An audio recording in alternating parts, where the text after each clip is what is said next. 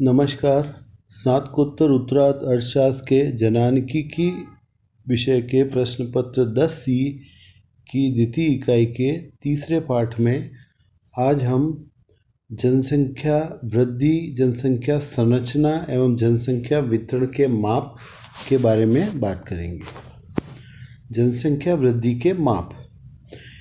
किसी स्थान अथवा क्षेत्र की जनसंख्या का आकार परिवर्तन होता रहता है।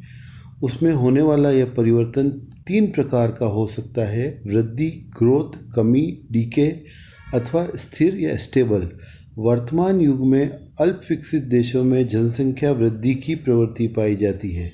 जनसंख्या में कमी या स्थिरता प्रायः एक असामान्य बात बन गई है। जनसंख्या वृद्धि को मापने के लिए 2 विधियों का प्रयोग किया जाता है। पहली है प्रतिस्थापन विधि या रिप्लेसमेंट प्रोसेस मेथड और दूसरी है अवलोकित परिवर्तन विधि या ऑब्जर्व्ड चेंज मेथड। पहली जो विधि है प्रतिस्थापन प्रक्रिया विधि, रिप्लेसमेंट प्रोसेस मेथड। इस विधि में जनसंख्या वृद्धि का संबंध प्रतिस्थापन प्रक्रिया से होता है, जिसका अवलोकन जीवन समंकों के पंजीकरण या रजिस्ट्रेशन ऑफ वाइटल इवेंट्स से किया जाता है।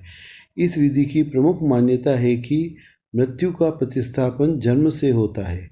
जनसंख्या वृद्धि जन्म और मृत्यु के शुद्ध अंतर के आधार पर निर्धारित होती है और इस हेतु जन्म और मृत्यु संबंधी आंकड़े प्रयोग किए जाते हैं। इस विधि में जनसंख्या वृद्धि को निम्न प्रकार के सूत्र से ज्ञात किया जाता है: जनसंख्या वृद्धि बराबर प्राकृतिक वृद्धि बटा मध्यवर्ती जनसंख्या गुणा 100। जनसंख्या वृद्धि बराबर प्राकृतिक वृद्धि, इसमें natural increase divided by mid year population into 100 यह सूत्र काम में लिया जाता है।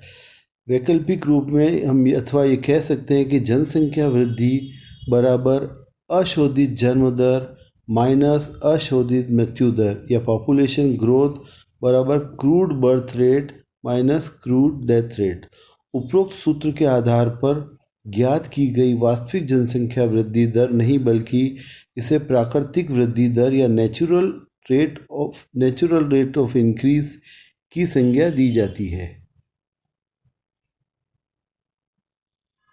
क्योंकि यह मात्र जन्म एवं मृत्यु के आंकड़ों तक ही सीमित है और इसमें प्रवसन या माइग्रेशन का शुद्ध प्रभाव सम्मिलित नहीं किया जाता है।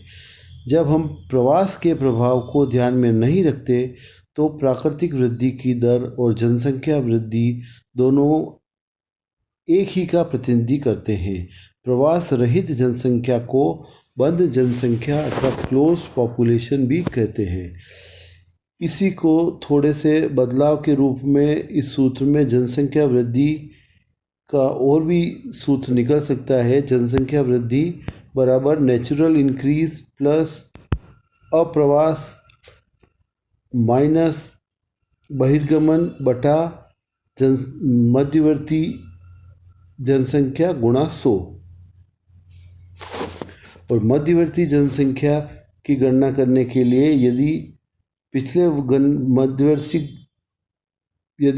पिछले जनगणना के मध्यवर्ती गणना की अवधि है तो मध्यवर्ती जनसंख्या की गणना भी सूत्र के द्वारा की जा सकती है। दूसरी विधि है अवलोकित परिवर्तन विधि।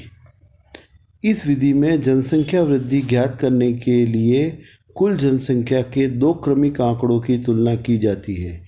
इसमें सामान्यतः किसी स्थान विशेष की कुल जनसंख्या को ध्यान में रखा जाता है।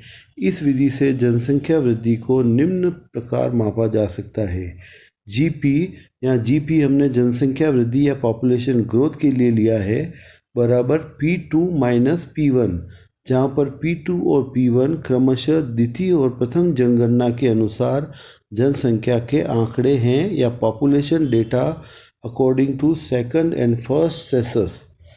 इस जनसंख्या वृद्धि यह मात्रा में आएगी। इस जनसंख्या वृद्धि को प्रतिशत के आधार पर भी निकाल सकते हैं यदि हम GP बराबर P2 बटा P1 माइनस 1 इंटू 100 करें। जनसंख्या की वार्षिक वृद्धि दर, annual growth rate of population. जनसंख्या की वार्षिक वृद्धि दर ज्ञात करने की दो विधियां हैं। पहली है सरल ब्याज विधि या सिंपल इंटरेस्ट मेथड।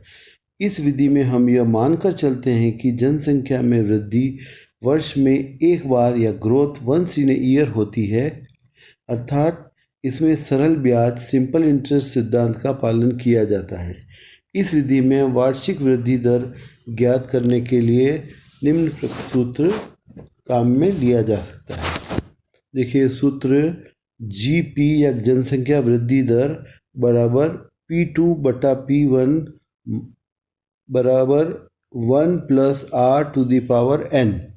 यहाँ पर P2 और P1 क्रमशः द्वितीय और प्राथमिक जनगणना के अनुसार जनसंख्या के आंकड़े हैं, या population according to second and first census respective, यानी कि दो जनगणना के आंकड़े लेते हैं, पहली P1 और दूसरी जनगणना P2। R जो है वो जनसंख्या की वार्षिक वृद्धि दर या annual rate of population growth को बताता है, और N जो है P2 और P1 के बीच वर्षों की संख्या है, number of years between P2 and P1, यानी कि अगर 10 साल के अंतराल पर जनगणना हो रही है तो N का मान 10 रहेगा। इसी प्रकार दूसरी जो रीति है चक्रवृद्धि ब्याज विधि, कंपाउंड इंटरेस्ट मेथड। इस विधि में हम यह मानकर चलते हैं कि जनसंख्या में वृद्धि लगातार या कंटिन्यूस ग्रोथ होती रहती है, अर्थात इसमें चक्रवृद्धि ब्याज या कंपाउंड इंटरेस्ट के सिद्धांत का पालन किया जाता है। इस विधि में वार्षिक वृद्धि दर ज्ञात करने के लिए निम्न सूत्र काम में लिया जाता है।